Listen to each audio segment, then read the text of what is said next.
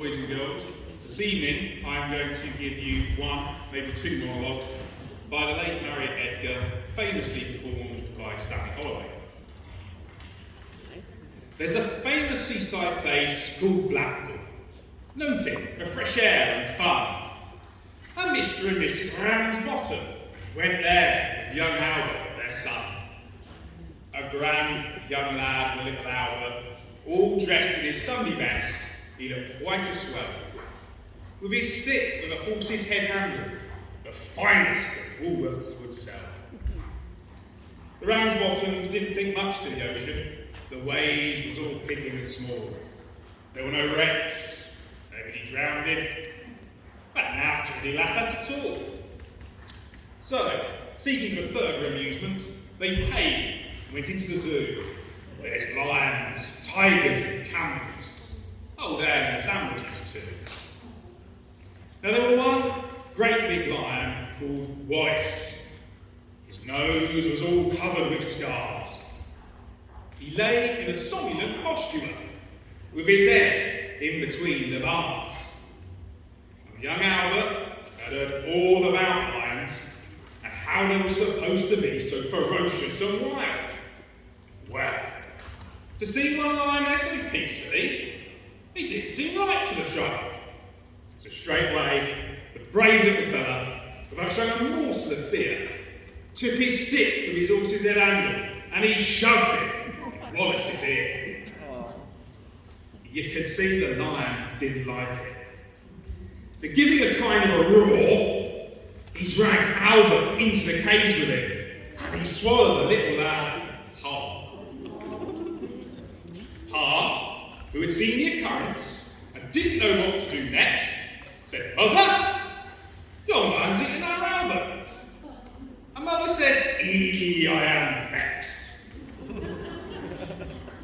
Mr. and Mrs. Ramsbottom, quite rightly, when all is said and done, complained to the animal keeper that the lion had eaten their son. The keeper was quite nice about it. He said, "What a nasty mishap. Are you sure it's your boy who's eaten?" I said, "Am I sure? There's his cat." So the manager had to be sent for. He came and said, "What's to do?" I said, "Your man's eating our Albert, and him in his Sunday clothes too." Mother says, right, young fella. I think it's a shame and a sin for a lion to go and eat Albert, and after we've paid to come in." The manager wanted no trouble. He took out his purse right away. He said, "How much to settle the matter?" I said, "What do you usually pay?" But by this time, Mother had turned a bit awkward, but she thought her little Albert had gone. She said, "No, someone's got to be summoned." So that was decided upon. So off they went to the police station in front of the magistrate chap. They told him what had happened to Albert and proved it by showing him his cat. The magistrate gave his opinion, but no one was really to blame, and I should hope the Ramsbottoms were further sons to their name. Well, at this, I got proper blazing. "Oh, thank you so kindly," said she. "Spend all our lives raising children to feed bloody lions? Not me."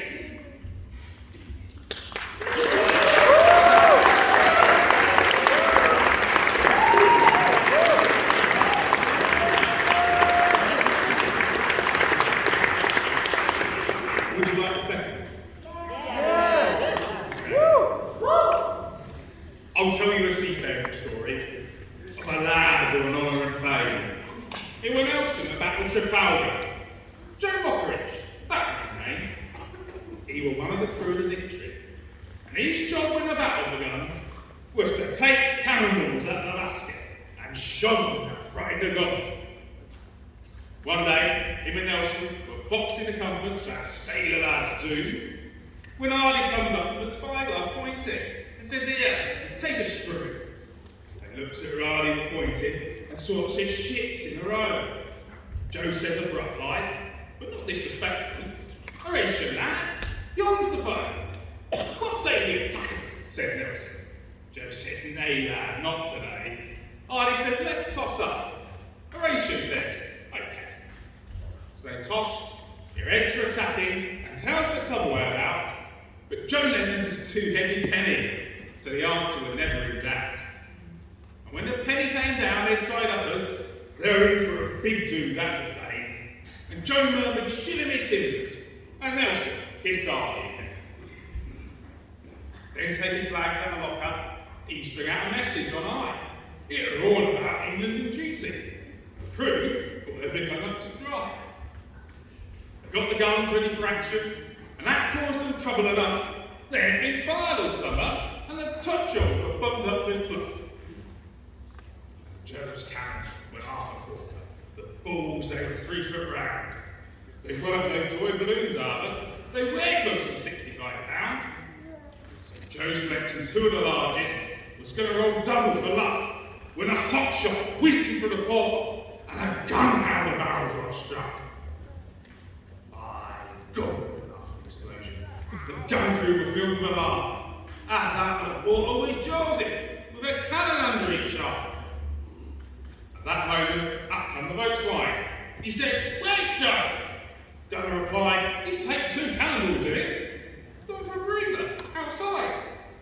"Do you think he'll be long?" said the boatswain. "If he comes back as soon as he left us, he should be here any time now." All this time, Joe's treading water, trying his hardest to stay afloat. He shouts through the turmoil of battle, "Tell someone to lower a boat!" First he comes to the top for assistance, and then down to the bottom he goes. This kind of up and down assistance, but everyone laughed except Joe. At last he could take it no longer. So next time he comes to the top, he said, "If someone don't soon come and save me, I'll let these cannonballs drop." It was Nelson who finished up his safety. He said Joe deserved the VC, but since he'd got one handy, he gave him an egg for his tea. And when the battle was over, the vessel was safely in dock. They all saved one coupon and bought Joe a new marble clock. Well done, Steve. Right, let's go to our judges. We'll start with you, Emma. Wonderful. I haven't heard Albert Ramsbottom for many a year, but that was lovely. Brought back memories. Your use of pitch, pause and pace to kind of keep the story interesting, to make sure that we understood everything that was going on, was fantastic, and wonderful projection. You brought out the humour and all the different voices. Yeah, it was great. It really brought it to life and painted a wonderful picture. Lovely. And Jane?